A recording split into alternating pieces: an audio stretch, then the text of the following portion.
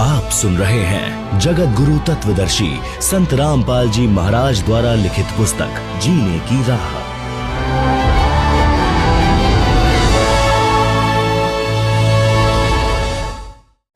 आप सुन रहे हैं जगत गुरु तत्वदर्शी संत रामपाल जी महाराज द्वारा लिखित पुस्तक जीने की राह का पेज नंबर 51। गरीबदास जी कहते हैं, गरीब नर से फिर पशुआ कीजे, गधा बैल बनाए, 56 भोग कहाँ मन बोरे, कुर्डी चरने जाए। गरीब तुमने उस दरगाह का महल ना देखा, धर्मराज के तिल तिल का लेखा। परंतु वह नाराज हो गया और बोला, तू गृहस्थी है, मैं बाल ब्रह्मचारी हूं, आप जाइए, एक साधु को शिक्षा देने आया है। कबीर राम नाम से खिज मरे, कुष्टी हो गल जाए, शुकर होकर जन्म ले, नाक डूबता खाए।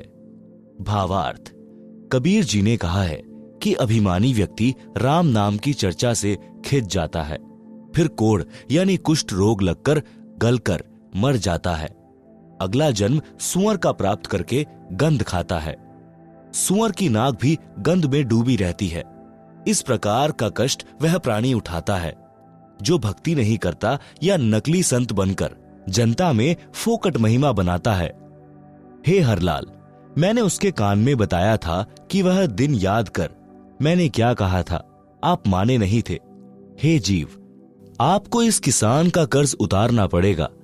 लठ खाकर उतार, चाहे राजी खुशी उतार, वैसे पीछा नहीं छूटेगा। उस बैल शरीरधारी नकली बाबा के बात समझ में आ गई है। यह पहले किसी जन्म में परमेश्वर कबीर जी का शिष्य बना था, परंतु फिर गिरी पंथ में चला गया था, जिस कारण से यह सुमार्ग त्याग कर जन्म मरण का कष्ट भोग रहा है। अब यह कभी नहीं बैठेगा। हरलाल जी गरीबदास जी के चरणों में गिर गए और कहा कि हे संत महाराज, मुझे अपना शिष्य बना लो, मैं तो घर बार त्याग कर आपके साथ रहूंगा। मेरी तो आंखें खुल गई। भक्ति बिना जीव कितना कष्ट उठाता है। संत गरीबदास जी ने यह वाणी बोली, गाड़ी बाहो घर रहो, खेती करो खुशहाल, साईं सिर पर राखिए सही भक्त हरलाल। भावार्थ, परमात्मा प्राप्ति के लिए घर त्यागने की आवश्यकता नहीं है। अपना खेती का कार्य तथा गाड़ी बहाने यानी ट्रांसपोर्ट का कार्य खुशी खुशी करो। घर पर रहो, परमात्मा की भक्ति जो मैं बताऊं वह करते रहो, आप सही भक्त कहलाओगे। आप सुन रहे हैं जगत गुरु तत्वदर्शी संत रामपाल जी महाराज द्वारा लिखित पुस्तक जीने की राह का पेज नंबर 52। गरीब नाम उठत नाम बैठत, नाम सोवत जागरे, नाम खाते नाम पीते, नाम सेती लागरे। यही प्रमाण यजुर्वेद अध्याय 40 के मंत्र 15 में है कि वायु अनिलम अथ इदम अमृतम भस्मंतम शरीरम, ओम कृतु स्मर किल्वे, स्मर कृतम स्मर। भावार्थ, संत गरीबदास जी ने कहा कि जो सत्य साधना के सत्य मंत्र मैं आपको दूंगा, उनका जाप खाते पीते जागते समय यानी सुबह सोकर उठो कुछ समय जाप करो, सोने से पूर्व कुछ समय जाप करो, बैठते समय फिर उठते समय परमात्मा का नाम जाप करो। इस प्रकार घर का कार्य भी होता है, स्मरण भी। जैसे गांव में देखते हैं कि लोग सारा सारा दिन ताश खेलते हैं, हुक्के पर वक्त जाया करते हैं, राजनीति की बातें या किसी व्यक्ति की निंदा की चर्चा या सांग सिनेमा देखने में समय नष्ट करते हैं। उस समय को परमात्मा की भक्ति तथा सत्संग चर्चा सुनने में सदुपयोग करें तो मोक्ष संभव है। श्री हरलाल जाट जी दीक्षा लेकर घर आया, घर वालों को सब बात बताई। उस नकली बाबा की यादगार यानी समाधि तोड़ फेंकी और पूरे परिवार को छुड़ानी ले गए। संत गरीबदास जी से दीक्षा दिलाई, अपना तथा अपने परिवार का कल्याण कराया। संत गरीबदास जी के आदेश से उस गोरे बैल को कभी गाड़ी या हल में नहीं जोता। उसको सब पशुओं से भिन्न कमरे में बांधकर अच्छा चारा खिलाया, संत गरीबदास जी ने बताया कि यह भक्त था, कर्म बिगड़ने से पशु बना है, इससे काम ना लें। वह बैल 5 वर्ष जिया। भक्त हरलाल जी ने उसकी भक्त मानकर सेवा की। परमात्मा कबीर जी ने अपने भूले भटके भक्त की पशु जीवन में सहायता की। उसको फिर कभी मानव जन्म मिला तो और आगे उसके भाग्य में कोई पूरा गुरु मिला तो मुक्ति है, अन्यथा फिर 84 लाख योनियों में कष्ट तैयार है। भक्त हरलाल की संतान बेरी में आज भी इस घटना की साक्षी है। तंबाकू सेवन करना महापाप है। संत गरीबदास जी ने भक्त हरलाल जी से कहा कि आप जो भी दीक्षा लेते हैं, तंबाकू का हुक्का, बीड़ी, सिगरेट, चिलम आदि में डालकर भी कभी सेवन नहीं करना और अन्य नशीली वस्तुओं का प्रयोग न करना। भक्त ने कहा कि हे महाराज जी, तंबाकू तो लगभग सब किसान पीते हैं, इसमें क्या हानि है? उत्तर: संत गरीबदास जी ने बताया कि आपने रामायण तथा महाभारत की कथा तो सुनी होगी, उसमें हुक्का सेवन का कहीं वर्णन नहीं है। तंबाकू की उत्पत्ति बताऊं कैसे हुई है? आप सुन रहे हैं जगत गुरु तत्वदर्शी संत रामपाल जी महाराज द्वारा लिखित पुस्तक जीने की राह का पेज नंबर 53। तंबाकू की उत्पत्ति कथा। एक ऋषि तथा एक राजा साधु थे। एक दिन राजा की रानी ने अपनी बहन ऋषि की पत्नी के पास संदेश भेजा कि पूरा परिवार हमारे घर भोजन के लिए आए, मैं आपसे मिलना भी चाहती हूँ, बहुत याद आ रही है। अपनी बहन का संदेश ऋषि की पत्नी ने अपने पति से साझा किया तो ऋषि जी ने कहा कि साधु से दोस्ती अच्छी नहीं होती, तेरी बहन वैभव का जीवन जी रही है। राजा को धन तथा राज्य की शक्ति का अहंकार होता है, वे अपनी बेइज्जती करने को बुला रहे हैं, क्योंकि फिर हमें भी कहना पड़ेगा कि आप भी हमारे घर भोजन के लिए आना। हम उन जैसी भोजन व्यवस्था जंगल में नहीं कर पाएंगे। यह सब साधु जी का षड्यंत्र है। आपके सामने अपने को महान तथा मुझे गरीब सिद्ध करना चाहता है। आप यह विचार त्याग दें, हमारे न जाने में हित है। परंतु ऋषि की पत्नी नहीं मानी। ऋषि तथा पत्नी व परिवार राजा का मेहमान बनकर चला गया। रानी ने बहुमूल्य आभूषण पहने थे, बहुमूल्य वस्त्र पहने हुए थे। ऋषि की पत्नी के गले में राम नाम जपने वाली माला तथा सामान्य वस्त्र साध्वी वाले, जिसे देखकर दरबार के कर्मचारी अधिकारी मुस्कुरा रहे थे कि यह है राजा का साधु, कहां राजा भोज, कहां गंगू तेली। यह चर्चा ऋषि परिवार सुन रहा था। भोजन करने के पश्चात ऋषि की पत्नी ने कहा कि आप हमारे यहां भी इस दिन भोजन करने आइएगा। निश्चित दिन को राजा हजारों सैनिक लेकर सपरिवार साधु ऋषि जी की कुटी पर पहुंच गया। ऋषि जी ने स्वर्गलोक के राजा इंद्र से निवेदन करके एक कामधेनु यानी सर्व कामना यानी इच्छा पूर्ति करने वाली गाय, जिसकी उपस्थिति में खाने को किसी पदार्थ की कामना करने से मिल जाता है, यह पौराणिक मान्यता है, मांगी। उसके बदले में ऋषि जी ने अपने पुण्य कर्म संकल्प किए थे।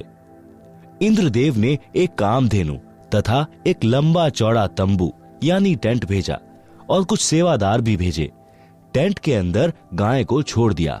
ऋषि परिवार ने गौ माता की आरती उतारी, अपनी मनोकामना बताई। उसी समय 56 प्रकार के भोग चांदी की परातों, टोकनियों, कड़ाहों में स्वर्ग से आए और टेंट में रखे जाने लगे। लड्डू, जलेबी, कचौरी, दही बड़े, हलवा, खीर, दाल, रोटी यानी मांडे तथा पूरी, बूंदी, बर्फी, रसगुल्ले आदि आदि से आधा एकड़ का टेंट भर गया। ऋषि जी ने राजा से कहा कि भोजन जीमो। राजा ने बेइज्जती करने के लिए कहा कि मेरी सेना भी साथ में भोजन खाएगी, घोड़ों को भी चारा खिलाना है। ऋषि जी ने कहा कि प्रभु कृपा से सब व्यवस्था हो जाएगी, पहले आप तथा सेना भोजन करें। राजा उठकर भोजन करने वाले स्थान पर गया। वहां भी सुंदर कपड़े बिछे थे। राजा देखकर आश्चर्यचकित रह गया। फिर चांदी की थालियों में भिन्न भिन्न प्रकार के भोजन ला लाकर सेवादार रखने लगे। अन्न देव की स्तुति करके ऋषि जी ने भोजन करने की प्रार्थना की। राजा ने देखा कि इसके सामने तो मेरा भोजन भंडारा कुछ भी नहीं था। मैंने तो केवल ऋषि परिवार को ही भोजन कराया था, वह भी 3-4 पदार्थ बनाए थे। राजा शर्म के मारे पानी पानी हो गया। खाना खाते वक्त बहुत परेशान था। ईर्ष्या की आग धधकने लगी। बेइज्जती मान ली। सर्व सैनिक खाएं और सराहें। राजा का रक्त जल रहा था। अपने टेंट में जाकर ऋषि को बुलाया और पूछा कि यह भोजन जंगल में कैसे बनाया। न कोई कड़ाही चल रही है, न कोई चूल्हा जल रहा है। ऋषि जी ने बताया कि मैंने अपने पुण्य तथा भक्ति के बदले स्वर्ग से एक गाय उधारी मांगी है। उस गाय में विशेषता है कि हम जितना भोजन चाहें तुरंत उपलब्ध करा देती है। राजा ने कहा कि मेरे सामने उपलब्ध कराओ तो मुझे विश्वास हो। ऋषि तथा राजा टेंट के द्वार पर खड़े हो गए। अंदर केवल गाय खड़ी थी। द्वार की ओर मुख था। टेंट खाली था क्योंकि सबने भोजन खा लिया था। शेष बचा सामान तथा सेवक ले जा चुके थे। गाय को ऋषि जी की अनुमति का इंतजार था। राजा ने कहा कि ऋषि जी, यह गाय मुझे दे दो। मेरे पास बहुत बड़ी सेना है, उसका भोजन इससे बनवा लूंगा। तेरे किस काम की है? ऋषि ने कहा, राजन, मैंने यह गौ माता उधारी ले रखी है, स्वर्ग से मंगवाई है। मैं इसका मालिक नहीं हूं, मैं आपको नहीं दे सकता। राजा ने दूर खड़े सैनिकों से कहा कि इस गाय को ले चलो। ऋषि ने देखा कि साढ़ू की नीयत में खोट आ गया है। उसी समय ऋषि जी ने गौ माता से कहा कि गौ माता, आप अपने लोक, अपने धनी स्वर्गराज इंद्र के पास शीघ्र लौट जाएं। उसी समय कामधेनु टेंट को फाड़कर सीधी ऊपर को उड़ चली। राजा ने गाय को गिराने के लिए गाय के पैर में तीर मारा। गाय के पैर से खून बहने लगा और पृथ्वी पर गिरने लगा। गाय घायल अवस्था में स्वर्ग में चली गई। जहां जहां गाय का रक्त गिरा था वहीं वहीं तंबाकू उग गया। फिर बीज बनकर अनेकों पौधे बनने लगे। संत गरीब दास जी ने कहा है कि तमा प्लस खू यानी तमाखू। खू नाम खून का, तमा नाम गाय। 100 बार सौगंध इसे न पिए खाएं। आप सुन रहे हैं जगत गुरु तत्वदर्शी संत रामपाल जी महाराज द्वारा लिखित पुस्तक जीने की राह का पेज नंबर 54। भावार्थ। भावार्थ है कि फारसी भाषा में तमा गाय को कहते हैं, खू खून यानी रक्त को कहते हैं। यह तमाकू गाय के रक्त से उपजा है। इसके ऊपर गाय के बाल जैसे रूंग यानी रोम जैसे होते हैं। हे मानव, तेरे को 100 बार सौगंध है कि इस तमाकू का सेवन किसी रूप में भी मत कर। तमाकू का सेवन गाय का खून पीने के समान पाप लगता है। मुसलमान धर्म के व्यक्तियों को हिंदुओं से पता चला कि तमाकू की उत्पत्ति ऐसे हुई है। उन्होंने गाय का खून समझकर खाना तथा हुक्के में पीना शुरू कर दिया, क्योंकि गलत ज्ञान के आधार से मुसलमान भाई गाय के मांस को खाना धर्म का प्रसाद मानते हैं। वास्तव में हजरत मोहम्मद, जो मुसलमान धर्म के प्रवर्तक माने जाते हैं, उन्होंने कभी भी जीव का मांस नहीं खाया था। गरीब दास जी कहते हैं, नबी मुहम्मद नमस्कार है, राम रसूल कहाया, 1,80,000 को सौगंध जिन नहीं करद चलाया। अर्श कुर्श पर अल्लाह तख्त है, खालिक बिन नहीं खाली। वह पैगंबर पाक पुरुष थे, साहिब के अबदाली। आप सुन रहे हैं जगत गुरु तत्वदर्शी संत रामपाल जी महाराज द्वारा लिखित पुस्तक जीने की राह का पेज नंबर 55। भावार्थ। नबी मोहम्मद तो आदरणीय महापुरुष थे, जो परमात्मा के संदेशवाहक थे। ऐसे ऐसे 1,80,000 पैगंबर मुसलमान धर्म में यानी बाबा आदम से लेकर मोहम्मद तक माने गए हैं। वे सब पाक यानी पवित्र व्यक्ति थे, जिन्होंने कभी किसी पशु पक्षी पर करद यानी तलवार नहीं चलाई। वे तो परमात्मा से डरने वाले थे, परमात्मा के कृपा पात्र थे। बाद में कुछ मुल्ला काजियों ने मांस खाने की परंपरा शुरू कर दी, जो आगे चलकर धार्मिकता का अपवाद यानी बिगड़ा रूप बन गई। उसी आधार से सर्व मुसलमान भाई पाप को खा रहे हैं। फिर भ्रमित मुसलमानों ने तंबाकू का सेवन यानी खाना हुक्का बनाकर पीना प्रारंभ कर दिया। भोले हिंदू धर्म के व्यक्तियों ने उनकी चाल नहीं समझी। उनके कहने से तंबाकू का सेवन जोर शोर से शुरू कर दिया। वर्तमान में तो यह पंचायत का प्याला बन गया है, जो भारी भूल है, अज्ञानता का पर्दा है। इसे भूल कर भी सेवन नहीं करना चाहिए। संत गरीबदास जी ने फिर बताया है कि हे भक्त हरलाल जी, और सुन तंबाकू के सेवन के पाप। पर द्वारा स्त्री का खोले, 70 जन्म अंधा हो डोले। मदिरा पीवे कड़वा पानी, 70 जन्म श्वान के जानी। मांस आहारी मानवा, प्रत्यक्ष राक्षस जान। मुख देखो न तास का, वो फिरे 84 खान। सुरापान मधमासाहारी, गमन करे भोगे पर नारी। 70 जन्म कटत हैं शीश, साक्षी साहिब हैं जगदीश। 100 नारी जारी करे, सुरापान 100 बार। एक चिलम हुक्का भरे, डूबे काली धार। हुक्का हरदम पीवते, लाल मिलावे धूर। इसमें संशय है नहीं, जन्म पीछले सूर। उपरोक्त वाणियों का भावार्थ। वाणी संख्या 1 में कहा है कि जो व्यक्ति अन्य स्त्री से अवैध संबंध बनाता है, उस पाप के कारण वह 70 जन्म अंधे के प्राप्त करता है। अंधा गधा गधी, अंधा बैल, अंधा मनुष्य या अंधी स्त्री के लगातार 70 जन्मों में कष्ट भोगता है। वाणी संख्या 2।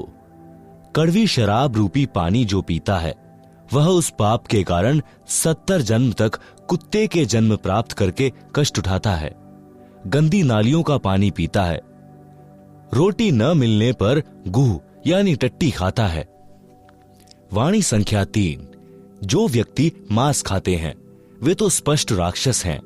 उनका तो मुख भी नहीं देखना चाहिए, यानी उनके साथ रहने से अन्य भी मांस खाने का आदी हो सकता है, इसलिए उनसे बचें। वह तो 84 लाख योनियों में भटकेगा। वाणी संख्या 4-5। सुरा यानी शराब पीने वाले तथा पर स्त्री को भोगने वाले, मांस खाने वालों को अन्य पाप कर्म भी भोगना होता है। उनके 70 जन्म तक मानव या बकरा बकरी, भैंस या मुर्गे आदि के जीवनों में सिर कटते हैं। इस बात को मैं परमात्मा को साक्षी रखकर कह रहा हूं, सत्य मानना। आप सुन रहे हैं जगत गुरु तत्वदर्शी संत रामपाल जी महाराज द्वारा लिखित पुस्तक जीने की राह का पेज नंबर 56। वाणी संख्या 6। एक चिलम भरकर हुक्का पीने वाले को देने से भरने वाले को जो पाप लगता है, वह सुनो। एक बार पर स्त्री गमन करने वाला, एक बार शराब पीने वाला, एक बार मांस खाने वाला पाप के कारण उपरोक्त कष्ट भोगता है। 100 स्त्रियों से भोग करे और 100 बार शराब पिए, उसे जो पाप लगता है, वह पाप एक चिलम भरकर हुक्का पीने वाले को देने वाले को लगता है। विचार करो, तंबाकू सेवन यानी हुक्के में, बीड़ी सिगरेट में पीने वाले, खाने वाले, करने वाले को कितना पाप लगेगा। इसलिए उपरोक्त सर्व पदार्थों का सेवन कभी न करो। वाणी संख्या 7। समाज के व्यक्तियों को देखकर कुछ व्यक्ति हुक्का या अन्य नशीली वस्तुएं सेवन करने लग जाते हैं। यदि सत्संग सुनकर बुराई त्याग देते हैं, तो वे जीव पिछले जन्म में भी मनुष्य थे। उनके अंदर नशे की गहरी लत नहीं बनती, परंतु जो बार बार सत्संग सुनकर भी तंबाकू आदि नशे का त्याग नहीं कर पाते, वे पिछले जन्म में सूअर के शरीर में थे। सूअर के शरीर में बदबू यानी बैड स्मेल सूंघने से तंबाकू की बदबू पीने सूंघने की गहरी आदत होती है। वे शीघ्र हुक्का व अन्य नशा नहीं त्याग पाते। वे अपने अनमोल मानव शरीर रूपी लाल को मिट्टी में मिला रहे हैं। उनको अधिक सत्संग सुनने की राय दी जाती है। निराश न हो, सच्चे मन से परमात्मा कबीर जी से नशा छुड़वाने की पुकार प्रार्थना करने से सब नशा छूट जाता है। तंबाकू के विषय में अन्य विचार। तंबाकू यानी हुक्का पीने वालों की स्थिति बताई है। संत गरीबदास जी के ग्रंथ में अथ तंबाकू की बैत नामक अध्याय में पितबाई खांसी निबासी निबास, कफदल कलेजा लिया है गिरास। काला तमाखू अरु गोरा पिवाक, 10-20 लंगर जहां बैठे गुटाक।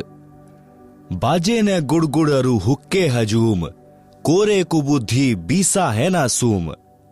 बाकी पगड़ी अरु बाकी ही ने, खुद डूबे अरु डुबोए है के। गुटाकड़ अटाकड़ मटाकड़ लहूर, एक बैठेगा अड़कर एक बैठेगा दूर। पीवे तमाखू पड़े करम मार, अमली के मुख में मूत्र की धार। कड़वा ही कड़वा तू करता हमेश, कड़वा ही ले प्यारे कड़वा ही पेश। कामी क्रोधी तू लोभी लबूट, बचन मान मेरा धुम्मा न घूंट। हुक्का हरामी गुलामी गुलाम, धनी के सरे में न पहुंचे अलाम। पामर परम धाम जाते न कोई, झूठे अमल पर दई जान खोई। मुर्दा मजावर हरामी हराम, पीवे तमाखू सो इंद्री के गुलाम। अज्ञान नींद न सो उठ जाग, पीवे तमाखू गए फुटी भाग।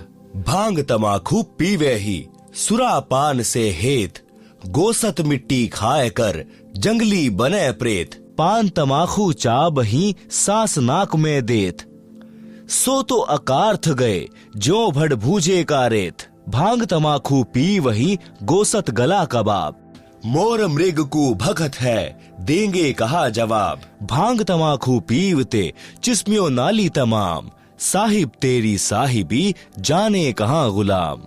गौ अपनी अम्मा है इस पर छुरी न बाहे, गरीब दास घी दूध को सब ही आत्म खाए।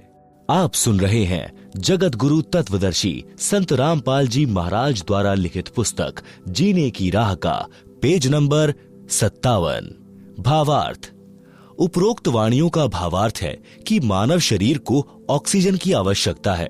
उसके स्थान पर तंबाकू का धुआं यानी कार्बन डाइऑक्साइड प्रवेश करता है तो उनको खांसी रोग हो जाता है। पित्त तथा बाय यानी बाय का रोग हो जाता है। हुक्का पीने वाले का बैठने का स्टाइल बताया है कि हुक्का पीने वाले 1-2 तो हुक्के के निकट बैठेंगे, एक कुछ दूरी पर बैठेगा और कहेगा कि सरकाइए थोड़ा सा। दूसरे उसकी ओर हुक्का देंगे। फिर ने यानी नली जिससे धुआं खींचते हैं, गुरड़ गुरड़ बाजेगी। आप तो हुक्का पीकर डूबे हैं और छोटे बच्चे भी उनको देखकर वही पाप करके नरक की काली धार में डूबेंगे। जो तंबाकू पीते हैं उनके तो भाग फूटे ही हैं। अन्य को तंबाकू पीने के लिए उत्प्रेरक बनकर डुबोते हैं। उपरोक्त बुराई करने वाले तो अपना जीवन ऐसे व्यर्थ कर जाते हैं जैसे भड़बूजा बालू रेत को आग से खूब गर्म करके चने भूनता है, फिर सारा कार्य करके रेत को गली में फेंक देता है। इसी प्रकार जो मानव उपरोक्त बुराई करता है वह भी अपने मानव जीवन को इसी प्रकार व्यर्थ करके चला जाता है। उस जीव को नरक तथा अन्य प्राणियों के जीवन रूपी गली में फेंक दिया जाता है। जो व्यक्ति उपरोक्त पाप करते हैं वे भगवान के दरबार में क्या जवाब देंगे, यानी बोलने योग्य नहीं रहेंगे। फिर कहा है कि गाय अपनी माता के तुल्य है, जिसका सब धर्म जाति वाले दूध ही पीते खाते हैं। इसलिए गाय को मत मारो। विषय तंबाकू का चल रहा है। भक्ति मार्ग में तंबाकू सबसे अधिक बाधा करता है। जैसे अपने दोनों नाकों के मध्य में एक तीसरा रास्ता है जो छोटी सुई के नाके जितना है। जो तंबाकू का धुआं नाकों से छोड़ते हैं वह उस रास्ते को बंद कर देता है। वही रास्ता ऊपर को त्रिकुटी की ओर जाता है जहां परमात्मा का निवास है। जिस रास्ते से हमने परमात्मा से मिलना है उसी को तंबाकू का धुआं बंद कर देता है। हुक्का पीने वालों को देखा है प्रतिदिन हुक्के की नय यानी नली में लोहे की गज यानी एक पतला सा सरिया घुमाते हैं, जिनमें से धुएं का जमा हुआ मैल निकलता है। वह नय रुक जाती है। मानव जीवन परमात्मा प्राप्ति के लिए ही मिला है। परमात्मा को प्राप्त करने वाले मार्ग को तंबाकू का धुआं बंद कर देता है। इसलिए भी तंबाकू भक्त के लिए महान शत्रु है। वैसे भी हुक्का पीने वाले भी मानते हैं कि तंबाकू अच्छी चीज नहीं है। जब कोई छोटा बच्चा अपने दादा ताऊ पिता चाचा को हुक्का पीते देखता है तो वह भी नकल करता है, हुक्के को पीने लगता है। तो बड़े व्यक्ति जो स्वयं हुक्का पीते हैं उस बच्चे को धमकाते हैं कि खबरदार, अगर हुक्का पिया तो यह अच्छा नहीं है। यदि आप जी इसे अच्छा पदार्थ मानते हैं तो बच्चों को भी पीने दो। आप मना करते हैं तो मानते हो कि यह अच्छा नहीं है, हानिकारक है। सर्दियों में एक मकान में छोटे बच्चे भी सो रहे होते हैं, उसी में हुक्का पीने वाला हुक्का पी रहा होता है। वह स्वयं तो पाप कर ही रहा है, अपने परिवार को धुआं पिलाकर पाप का भागी बना रहा है।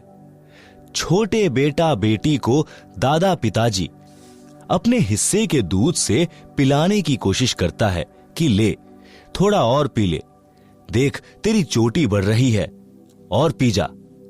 इस प्रकार उसे दूध का गिलास पिलाकर दम लेता है, क्योंकि दूध बच्चे के लिए लाभदायक है। हुक्का बीड़ी पीने से मना करता है तो दिल तो कहता है कि तंबाकू पीना बुरा है, परंतु समाज में यह बुराई आम हो चुकी है, इसलिए पाप नहीं लगता। जैसे कई कबीले मांस खाते हैं, उनके बच्चों के लिए वह पाप आम बात है। इसी प्रकार तंबाकू पीना भी महापाप है, परंतु परंपरा पड़ गई है, पाप नहीं लगता, इसे त्याग देना चाहिए। भक्त हरलाल जी ने उसी दिन हुक्का तोड़ दिया, चिलम फोड़ दी, सर्व परिवार को वे सब बातें सुनाई, नाम दीक्षा दिलाई। कई पीढ़ी तक बेरी के उन परिवारों में हुक्का नहीं था, बाद में सत्संग के अभाव में फिर से कुछ कुछ पीने लगे हैं। आप सुन रहे हैं जगत गुरु तत्वदर्शी संत रामपाल जी महाराज द्वारा लिखित पुस्तक जीने की राह का पेज नंबर 58। तंबाकू से गधे घोड़े भी घृणा करते हैं। एक दिन संत गरीबदास जी गांव छुड़ानी जिला जज्जर वाले किसी कार्यवश घोड़े पर सवार होकर जींद जिले में किसी गांव में जा रहे थे। मार्ग में गांव मालखेड़ी, जो कि जिला जींद के खेत थे, उन खेतों में से घोड़े पर बैठकर जा रहे थे। गेहूं की फसल खेतों में खड़ी थी। घोड़ा रास्ता छोड़कर गेहूं की फसल के बीचों बीच चलने लगा। खेतों में फसल के रखवाले थे, वे लाठी डंडे लेकर दौड़े और संत गरीबदास जी को मारने लगे कि तेरा दिमाग खराब हो गया है क्या, हमारी फसल का नाश कर दिया, घोड़े को सीधा नहीं चला सकता। ज्यों ही उन्होंने संत गरीबदास जी को लाठी मारने की कोशिश की तो उनके हाथ ऊपर को ही जाम हो गए। सब अपनी अपनी जगह पत्थर की मूर्ति के समान खड़े हो गए। 5 मिनट तक उसी प्रकार रहे। फिर संत गरीबदास जी ने अपना हाथ आशीर्वाद देने की स्थिति में किया तो उनकी स्तंभता टूट गई और सब पीठ के बल गिरे। लाठियां हाथ से छूट गई। ऐसे हो गए जैसे अधरंग हो गया हो। रखवालों को समझते देर नहीं लगी कि यह सामान्य व्यक्ति नहीं है। सबने रोते हुए क्षमा याचना की। तब संत गरीबदास जी ने कहा कि भले पुरुषों, क्या राह चलते व्यक्ति के साथ ऐसा व्यवहार करते हैं? मारने को दौड़े हो, पहले तो यह जानना चाहिए था कि किस कारण से घोड़ा फसल के बीच में ले गए हो। वे किसान बोले, अब बताइए जी, घोड़ा किस कारण से फसल में चला गया था? संत गरीबदास जी ने पूछा कि इस खेत में इस फसल से पहले क्या बीज रखा था? उन्होंने बताया कि ज्वार बोई थी। उससे पहले क्या बोया था? उन्होंने बताया कि तंबाकू बीजा था। संत गरीबदास जी ने बताया कि उस तंबाकू की बदबू अभी तक इस खेत में उठ रही है। उसकी बदबू से परेशान होकर मेरा घोड़ा रास्ता त्याग कर दूर से जाने लगा। उस तंबाकू को आप पीते हो, आप तो पशुओं से भी गए गुजरे हो। सुन लो ध्यान से, इसके बाद इस गांव में कोई व्यक्ति हुक्का नहीं पिएगा, तंबाकू सेवन नहीं करेगा। यदि आज्ञा का पालन नहीं हुआ तो गांव को बहुत हानि हो जाएगी। उस समय तो सबने हाँ कर दी। संत के चले जाने के पश्चात बोले कि भर लेना हुक्टी। जब हुक्टी यानी छोटा हुक्का भरने लगे तो हाथ से चिलम छूटकर फूट गई। दूसरी हुक्टी की चिलम लाए, वह भी हाथ में ही चूर चूर हो गई। खेत में जितनी हुक्की थी सब टूट गई, चिलम भी फूट गई। रखवाले डर गए कि उस संत की लीला है। गांव गए तो गांव के सब हुक्के टूट गए, चिलम फूट गई। पूरे गांव में हड़कंप मच गया, भय का वातावरण हो गया। रखवाले गांव में आए तो कारण का पता चला।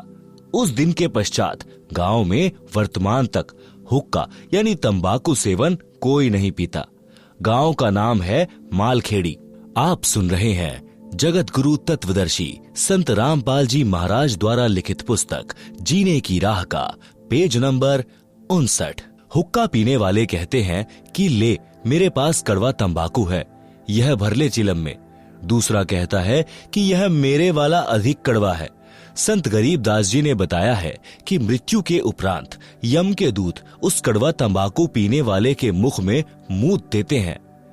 कहते हैं कि तू अधिक कड़वा कड़वा तंबाकू पीना चाहता था, ले प्यारे कड़वा मूत पी ले। मूत्र की धार उसका मुख खोलकर मुख में लगाते हैं। संत गरीबदास जी ने यह तो एक लीला करके बुराई छुड़ाई थी। ज्ञान से जो प्रभाव पड़ता है वह सदा के लिए बुराई छुड़ा देता है। ज्ञान सत्संग से होता है। सत्संग सुनने की रुचि पैदा करो, सत्संग सुनो। निवेदन, उपरोक्त बुराई सर्वथा त्याग दें, इससे जीवन का मार्ग सुहेला हो जाएगा। नशा करता है नाश। नशा चाहे शराब, सुल्फा, अफीम, हीरोइन आदि आदि किसी का भी करते हो, यह आपका सर्वनाश का कारण बनेगा। नशा सर्वप्रथम तो इंसान को शैतान बनाता है, फिर शरीर का नाश करता है। शरीर के 4 महत्वपूर्ण अंग हैं, फेफड़े, जिगर, गुर्दे व हृदय। शराब सर्वप्रथम इन चारों अंगों को खराब करती है। सुल्फा यानी चरस दिमाग को पूरी तरह नष्ट कर देता है। हीरोइन शराब से भी अधिक शरीर को खोखला करती है। अफीम से शरीर कमजोर हो जाता है, अपनी कार्यशैली छोड़ देता है। अफीम से ही चार्ज होकर चलने लगता है। रक्त दूषित हो जाता है। इसलिए इनको तो गांव नगर में भी नहीं रखें। घर की बात क्या, सेवन करना तो सोचना भी नहीं चाहिए। एक व्यक्ति दिल्ली पालम हवाई अड्डे पर नौकरी करता था। सन 1997 की बात है। उस समय उसकी सैलरी 12,000 रुपए महीना थी। दिल्ली के गांव में यह दास यानी रामपाल दास सत्संग करने गया। वहां एक वृद्धा अपनी 3 पोतियों के साथ सत्संग वाले घर में आई, जो नाते में सत्संग कराने वालों की चाची थी। वह गांव के बाहरी क्षेत्र में प्लॉट में मकान बनाकर रहती थी। वह लड़का भी उसी का था जो दिल्ली हवाई अड्डे पर नौकर था। बहुत शराब पीता था। घर की ठौर बिटोड़ा बना रखा था। पत्नी बच्चों को पीटता था क्योंकि उसका प्रतिदिन शराब पीकर आना, पत्नी ने टोका टाकी करनी प्रतिदिन की महाभारत थी। पत्नी बच्चों को छोड़कर अपनी मां के घर चली गई। दादी ने बच्चों को संभाला, फिर स्वयं जाकर अपनी पुत्रवधू को समझा बुझाकर लाई। उस रात्रि में वह वृद्धा अपनी पुत्रवधू तथा पोतियों सहित आई थी। क्योंकि खुद के जेठ के घर सत्संग था, इसलिए आना पड़ा। सत्संग में प्रत्येक पहलू पर व्याख्यान देना होता है।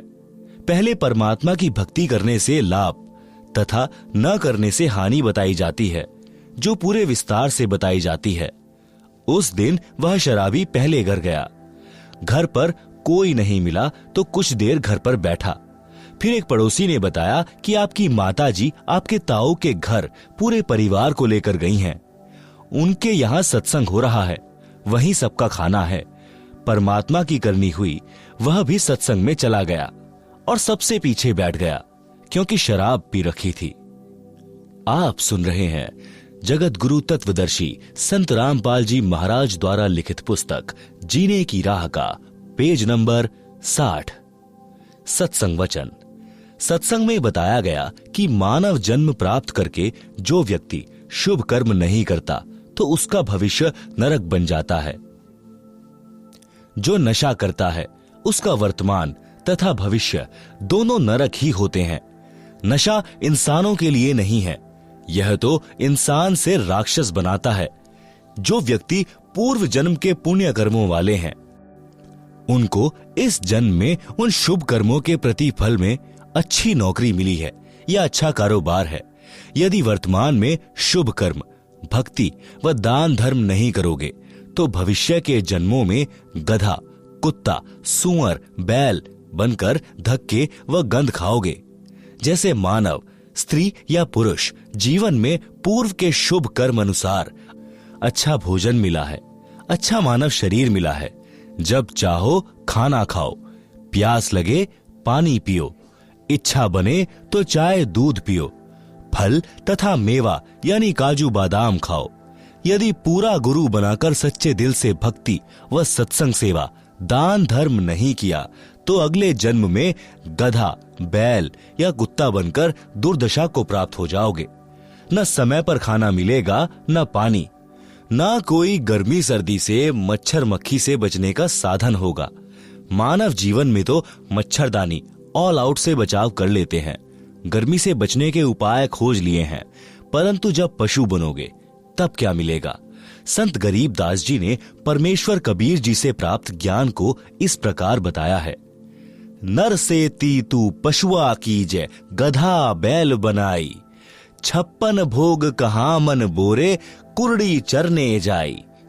भावार्थ, मानव शरीर छूट जाने के पश्चात भक्तिहीन तथा शुभ कर्महीन होकर जीव गधे, बैल आदि आदि की योनियों यानी शरीरों को प्राप्त करेगा। फिर मानव शरीर वाला आहार नहीं मिलेगा। गधा बनकर कुरड़ी यानी कूड़े के ढेर पर गंध खाएगा। बैल बनकर नाक में नाथा यानी एक रस्सी डाली जाएगी, रस्से से बंधा रहेगा। न प्यास लगने पर पानी पी सकेगा, न भूख लगने पर खाना खा सकेगा। मक्खी मच्छर से बचने के लिए एक दुम होगी, उसको कूलर समझना, पंखा या मच्छरदानी समझना। जिन प्राणियों के अधिक पाप कर्म होते हैं, पशु जीवन में उनकी दुम भी कट जाती है। 1-1.5 फुट का डंडा शेष बचता है, उसे घुमाता रहता है। आप सुन रहे हैं जगत गुरु तत्वदर्शी संत रामपाल जी महाराज द्वारा लिखित पुस्तक जीने की राह का पेज नंबर 61। एक बैल के पिछले पैर के खुर के बीच में लगभग 1.5 इंच बड़ी कील लग गई। चलने से और अधिक अंदर चली गई। बैल पैर से लंग करने लगा। हाली को लगा कि झटका लग गया है, नस पर नस चढ़ गई होगी, चलने से ठीक हो जाएगा। कई बार ऐसा होता है कि नस पर नस चढ़ जाती तो बैल चलते चलते ठीक हो जाता था, परंतु अब की बार ऐसा नहीं हुआ। सारा दिन बैल हल में चला, घर तक आया तो पैर को कठिनाई से पृथ्वी पर रख पा रहा था, धीरे धीरे चल पा रहा था। घर पर आते ही बैठ गया, चारा भी नहीं चरा। आंखों से आंसू निकल रहे थे क्योंकि दर्द अधिक था। सुबह बैल उठा ही नहीं, लेट गया, पैर पर सूजन अधिक थी। गांव से पशुओं का डॉक्टर बुलाया। पुराने समय की बात है, उस समय ऐसा ही इलाज होता था। डॉक्टर ने देखकर बताया कि इसके घुटने में बाय है, पुराने गुड़ को कूटकर नरम करके पट्टी बांध दो, ठीक हो जाएगा। कील लगी थी खुर में यानी पैर के नीचे वाले हिस्से में। उपचार हो रहा था घुटने का। लगभग 1 महीने ऐसे चला। एक दिन घर के आदमी ने देखा कि बैल के पैर के तलवे यानी खुर के बीच से मवाद निकल रहा है।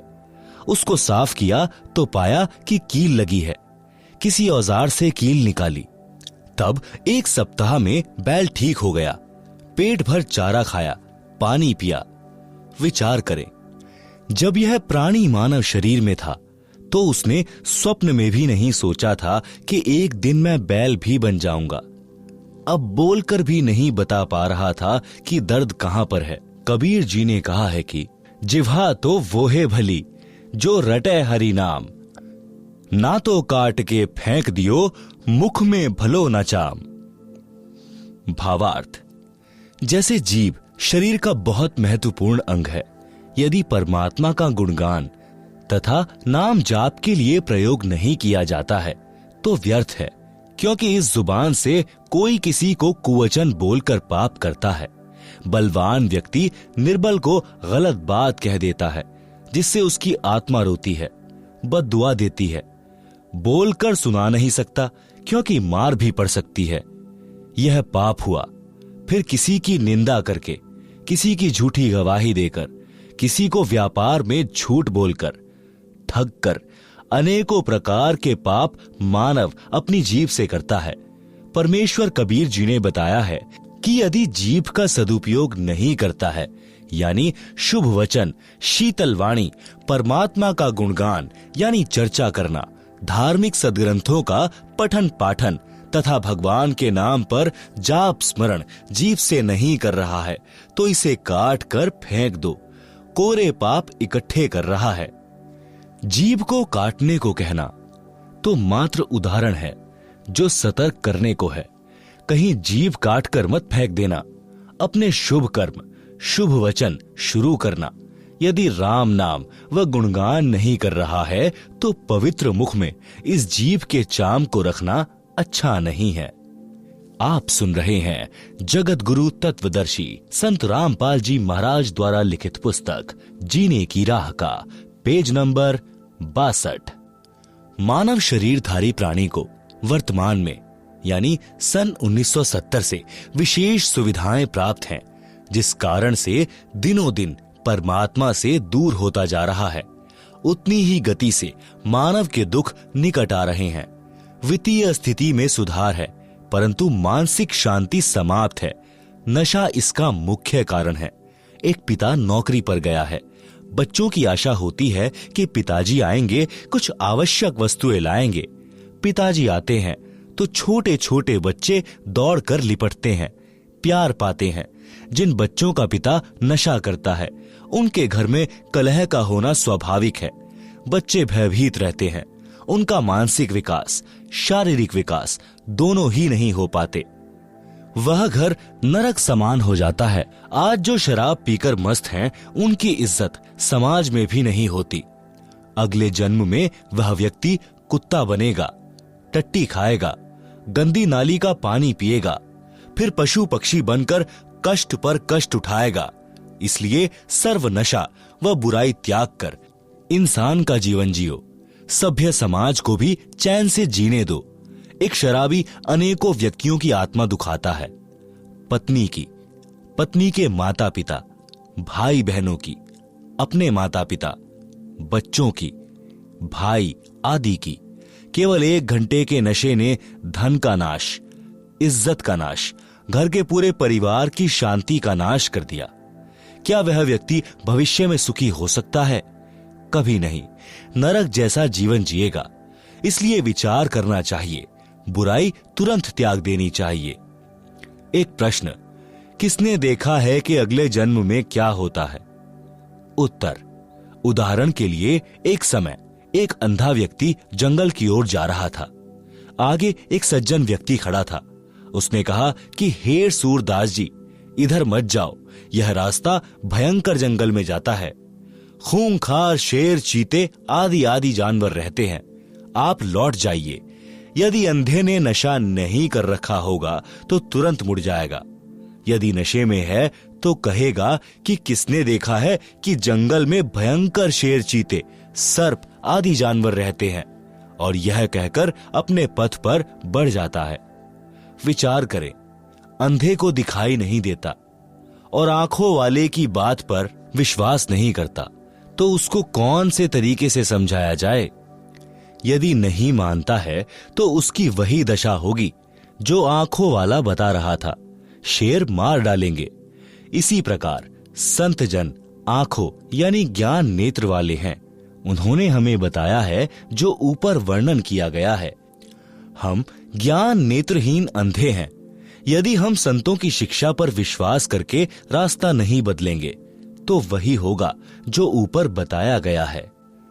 नर से फिर पीछे तू पशुआ कीजे, गधा बैल बनाई, 56 भोग कहां मन बोरे, कुरड़ी चरने जाई। आप सुन रहे हैं जगत गुरु तत्वदर्शी संत रामपाल जी महाराज द्वारा लिखित पुस्तक जीने की राह का पेज नंबर 63।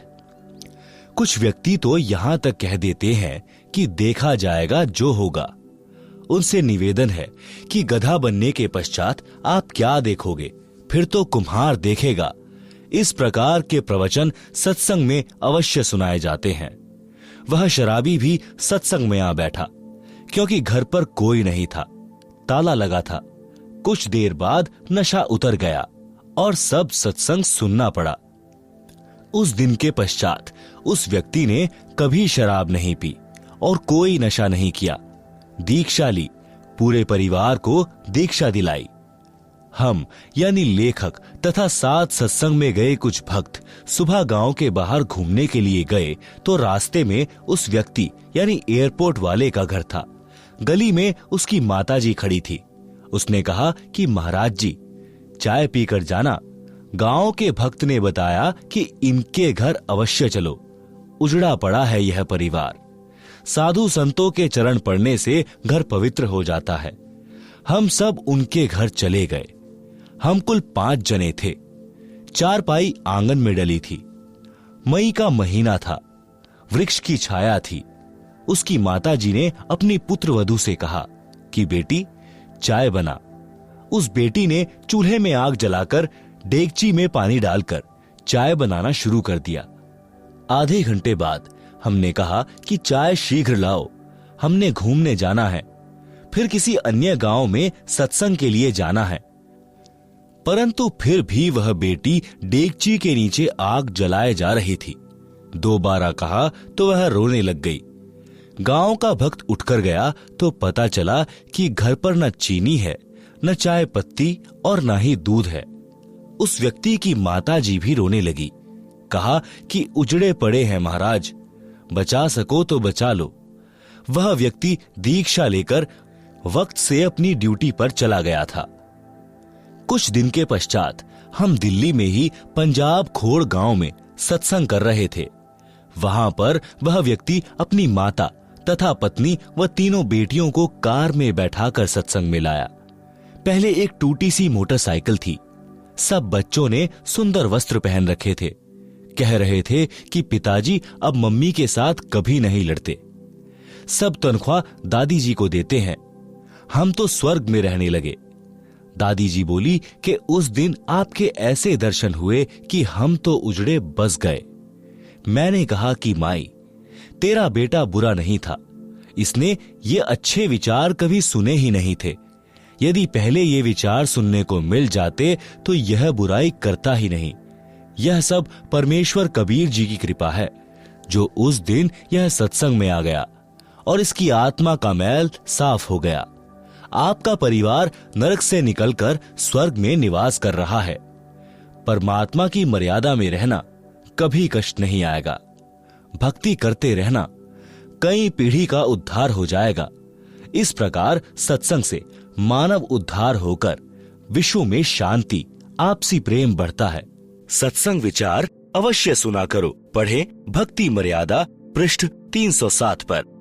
आप सुन रहे हैं जगत गुरु तत्वदर्शी संत रामपाल जी महाराज द्वारा लिखित पुस्तक जीने की राह का पेज नंबर 64। माता पिता की सेवा व आदर करना परम कर्तव्य। प्रत्येक माता पिता की तमन्ना होती है कि मेरी संतान योग्य बने, समाज में बदनामी न ले, अच्छे चरित्र वाली हो, आज्ञाकारी हो, वृद्धावस्था में हमारी सेवा करे, हमारी बहू हमारे कहने में चलने वाली आए, समाज में हमारी इज्जत रखे, वृद्धावस्था में हमारी सेवा करे, प्यार से व्यवहार करे। सतयुग, त्रेता, द्वापर तक यह मर्यादा चरम पर रही। सब सुखी जीवन जीते थे।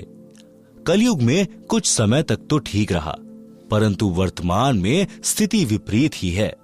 इसे सुधारने का उद्देश्य लेखक यानी रामपाल दास रखता है। आशा भी करता हूं कि भगवान की कृपा से, ज्ञान के प्रकाश से सब संभव हो जाता है, हो भी रहा है और होगा, यह मेरी आत्मा मानती है। माता का संतान के प्रति प्यार। एक लड़के का पिता मृत्यु को प्राप्त हो गया। उस समय वह 10-11 वर्ष का था। माता ने अपने इकलौते पुत्र की परवरिश की। माता तथा पिता दोनों का प्यार माताजी ने दिया कि कहीं पुत्र को पिता का अभाव कष्ट न दे। लड़का युवा होकर शराब का आदी हो गया तथा वैश्यागमन करने लगा। माता से नित्य रुपए मांगे और आवारागर्दी में उड़ाए। एक दिन माता के पास पैसे नहीं थे। शराब के नशे में माता को पीटा तथा वैश्या के पास गया। उस दिन पैसे नहीं थे तो वैश्या ने कहा कि अपनी माता का दिल निकाल ला। उल्टा घर आया। माता बेहोश थी। छुरा मारकर माता का दिल निकाल कर चल पड़ा। नशे में ठोकर लगी और गिर गया। माता के दिल से आवाज आई कि बेटा, तेरे को चोट तो नहीं लगी? नशे से बना शैतान वैश्या के पास माता का दिल लेकर पहुंचा तो वैश्या ने कहा कि जब तू अपनी माता का हितैषी नहीं है तो मेरा क्या होगा? किसी के बहकावे में आकर तू मुझे भी मार डालेगा। मेरे को तो तेरे से पीछा छुड़ाना था कि अब तू निर्धन हो गया है, मेरे किस काम का? इसलिए यह शर्त रखी थी कि तू माता का दिल निकाल नहीं सकता, क्योंकि वह तेरे को कभी किसी वस्तु के लिए मना नहीं करती थी। हे शैतान, चला जा मेरी आंखों के सामने से। यह कहकर वैश्या ने उसे घर से बाहर धक्का देकर द्वार बंद कर लिया। वह शैतान घर आया, माता के शव पर विलाप करने लगा। कहा कि माता जी, हो सके तो भगवान के दरबार में भी मुझे बचाना। आवाज आई कि बेटा, कुछ नहीं हुआ, बस तेरे को खुश देखना चाहती हूं। उसी समय नगर के लोग आए, थाने में सूचना दी। उस अपराधी को राजा ने फांसी की सजा दी। राजा ने फांसी चढ़ाने से पूर्व उसकी अंतिम इच्छा जानी। तो उस लड़के ने कहा कि कुछ नागरिकों को बुलाया जाए, मैं अपनी कारगुजारी को सबके साथ साझा करना चाहता हूं। नगर के व्यक्ति आए। उस लड़के ने अपना जुल्म कबूला और बताया कि मैंने उपरोक्त जुल्म किया। मेरी मां की आत्मा अंतिम समय में भी मेरे सुखी रहने की कामना करती रही। मेरे को नशे ने शैतान बना दिया। मैंने वैश्यागमन करके समाज को दूषित किया। आप लोग मेरे से नसीहत लेना। जो घोर पाप मैंने अपनी माताजी को परेशान करके किया, कोई मत करना। माता जैसी हमदर्द संसार में पत्नी भी नहीं हो सकती, भले ही वह कितनी ही नेक हो। माता अपने बेटा बेटी को इतना प्यार करती है कि सर्दियों में बच्चा पेशाब कर देता है तो माता स्वयं उसके पेशाब से भीगे ठंडे वस्त्र पर लेटती है। बच्चे के नीचे सूखा बिछौना कर देती है। यदि बच्चा भूख से रो रहा होता है तो खाना बीच में छोड़कर उसे पहले अपना दूध पिलाकर शांत करती है। आप सुन रहे हैं जगत गुरु तत्वदर्शी संत रामपाल जी महाराज द्वारा लिखित पुस्तक जीने की राह का पेज नंबर 65। पिता बच्चों की हर संभव गलती क्षमा कर देता है। परमात्मा कबीर जी ने कहा है कि पिता अपने पुत्र पुत्री के सर्व अपराध क्षमा कर देता है। अवगुण मेरे बाप जी, बख्शो गरीब नवाज, जो मैं पूत कपूत हूं तो भी पिता को लाज। शब्दार्थ, परमात्मा सर्व प्राणियों का पिता है। पिता में विशेषता होती है कि उसका बेटा बेटी अज्ञानता में गलती कर देते हैं और वे पिता से क्षमा याचना कर लेते हैं कि भविष्य में कभी गलती नहीं करेंगे, तो पिता उनको तुरंत क्षमा कर देता है। इसलिए भक्त परमात्मा से विनय करता है कि हे दीन दयाल, आप तो सबके पिता हो, मेरे अवगुण यानी अपराध पिता होने के नाते क्षमा करना। मैं कपूत यानी निकम्मा पुत्र भी हूं, तो भी आप पिता का कर्तव्य पालन करके क्षमा करना। राम भक्त की पत्नी का देहांत हो गया। उस समय उसका पुत्र 3 वर्ष का था। उस व्यक्ति की रिश्तेदारी में एक घटना ऐसी घटी थी जिसने उसको झंझोर कर रख दिया। कथा इस प्रकार है। उसके मामा जी अपनी बहन यानी राम भक्त की माता जी से लगभग 10 वर्ष बड़े थे। मामा जी के 2 पुत्र थे। राम भक्त की मामी जी का देहांत हो गया। मामी जी ने दूसरा विवाह कर लिया। दूसरी पत्नी को पुत्र हुआ। दूसरी पत्नी पहले वाली के पुत्रों से ईर्ष्या करने लगी। यह विचार किया कि 15 एकड़ जमीन है, 3 जगह बटेगी। उसने उन बच्चों को कांच पीसकर दूध तथा खाने में खिला पिला दिया, जिससे दोनों को धीरे धीरे रोगी होकर मृत्यु हो गई है। डॉक्टर ने बताया कि बच्चे कांच खा गए हैं, जिस कारण से इनकी मृत्यु हुई है। एक दिन उसकी पत्नी ने पड़ोसन से बताया कि मैंने ऐसे ऐसे किया। मेरे बेटे को 15 एकड़ जमीन मिल गई। उस स्त्री ने मेरे मामा जी को बताया। मामा जी छोटी मामी को बहुत प्यार करते थे और उस पर विश्वास करते थे। उन्हें विश्वास नहीं हो रहा था। एक दिन छोटी मामी अपने भाई से बता रही थी कि मैंने ऐसे ऐसे किया, तेरे भांजे को 15 एकड़ जमीन मिल गई। आप सुन रहे हैं जगत गुरु तत्वदर्शी संत रामपाल जी महाराज द्वारा लिखित पुस्तक जीने की राह का पेज नंबर 66। यह बात मेरा मामा भी सुन रहा था, क्योंकि वह खिड़की से बाहर स्वाभाविक खड़ा था। मामी का भाई बोला कि बहन, तूने जुल्म कर दिया, इस पाप को कहां रखेगी? आज के बाद मैं तेरी शक्ल देखने भी नहीं आऊंगा। मामा जी का दिमाग फटने को हो गया। घर त्याग कर अपनी बहन के घर पर आ गया, यानी हमारे यानी राम भक्त के घर पर जीवन व्यतीत किया। कुछ वर्ष के पश्चात छोटी मामी से जन्मा वह पुत्र भी मर गया। वह छोटी मामी किसी के साथ भाग गई। पता चला कि उस व्यक्ति ने उसके गहने छीनकर मारकर कुएं में डाल दिया। पुलिस को पता चला तो उस व्यक्ति को फांसी लगाई गई। इस सर्वनाश महाभारत को याद करके राम भक्त ने दूसरा विवाह नहीं किया। लड़के को अपने साथ रखता, हल जोतता था तो पुत्र को कंधे पर बैठा कर रखता था। थक जाता तो वृक्ष के नीचे लेटा देता। स्वयं खाना बनाता, स्वयं स्नान कराता, कपड़े साफ करता। जैसे तैसे लड़का जवान हुआ, विवाह कर दिया, फिर भी सब कार्य करता था। लड़का भी काम में हाथ बटाता था, परंतु कठिन कार्य स्वयं ही करता था। वृद्धावस्था ने जोर दिया, कार्य कुछ नहीं कर पा रहा था। पुत्रवधू को व्यर्थ का खर्च लगने लगा, जिस कारण से अपने ससुर को रूखा सूखा बासी भोजन देने लगी। फिर पेट भर भोजन भी नहीं देती थी। लड़का पूछता था कि पिताजी, सेवा ठीक हो रही है? पिताजी कहते कि बेटा, कोई कसर नहीं है, बड़ी भाग्यवान बहू आई है, मेरा विशेष ध्यान रखती है। यह बात बहू भी सुनती और अधिक परेशान करती कि मेरे पति को पता नहीं है। वृद्ध भी मेरी चाल से अपरिचित है। एक दिन लड़के ने देखा कि पिताजी को भोजन ठीक नहीं मिला, तो उसने पत्नी को कहा, तू पाखंड करने लगी कि घर देखकर खाया जाता है। आपको घर की चिंता नहीं है, सारा घर मेरे से चल रहा है। मुझे पता है कि खर्च कैसे चलाना है। एक दिन वृद्ध को चक्कर आए और गिर गया, टांग टूट गई। वैद्य ने बताया कि आहार पूरा न मिलने से शारीरिक कमजोरी है। दूध 2 समय आधा आधा सेर यानी आधा आधा किलो पिलाओ, ताजा भोजन खिलाओ। वैद्य चला गया। पत्नी ने कहा कि ऐसे तो घर का दिवाला निकल जाएगा। पति यानी लड़के को भी बात पसंद आई। वृद्ध की कोई परवाह नहीं की। वृद्ध के ससुराल वाले चोट लगने की खबर सुनकर मिलने आए। उन्होंने पूछा कि बेटा बहू ठीक सेवा कर रहे हैं क्या?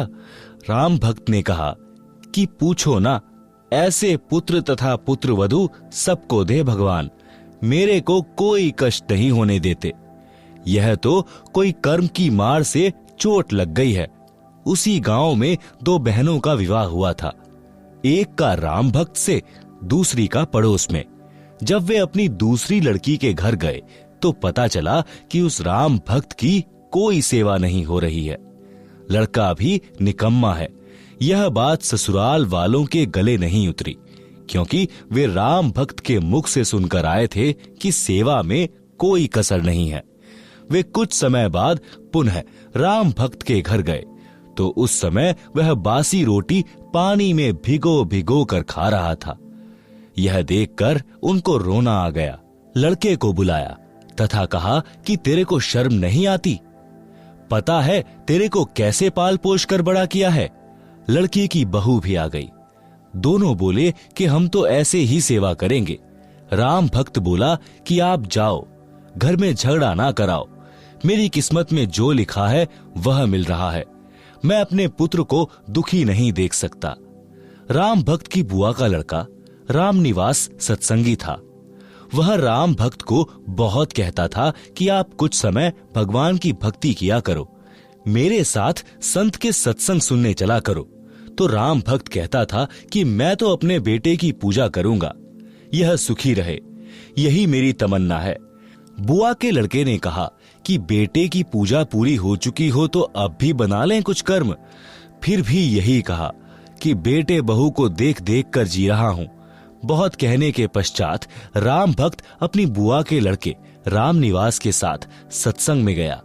फिर राम निवास अपने घर ले गया, उसकी दवा कराई, अच्छा खाना खिलाया, कई महीने अपने पास रखा। राम भक्त भक्ति पर पूरा दृढ़ हो गया। घर पर गया तो बच्चों से कहा, बेटा बेटी पुत्र वधू, आज तक मैंने आपसे कुछ नहीं मांगा, आज एक भीख मांग रहा हूं, आप मेरे साथ सत्संग में एक बार चलो। उन्होंने कहा कि पीछे से पशुओं तथा बच्चों को कौन संभालेगा? राम भक्त ने कहा कि बेटा घर पर रह जाएगा, बेटी तथा पोता पोती मेरे साथ चलो। ऐसा ही किया। जब उस पुत्रवधू ने सत्संग के वचन सुने, वहां आने वाले सब भक्तों की सेवा पुराने भक्त भक्तमती ऐसे कर रहे थे जैसे विशेष मेहमानों की घर पर करते हैं। वृद्ध, रोगी, अपंग श्रद्धालुओं की भी विशेष सेवा कर रहे थे। सत्संग में यह बताया जाता है कि जीव पर दया बनाए रखने से परमात्मा प्रसन्न होता है। दुखियों, असहायों की सहायता करना मानव मात्र का परम कर्तव्य है। दया धर्म का मूल है, पाप मूल अभिमान। कह कबीर दयावान के पास रहे भगवान।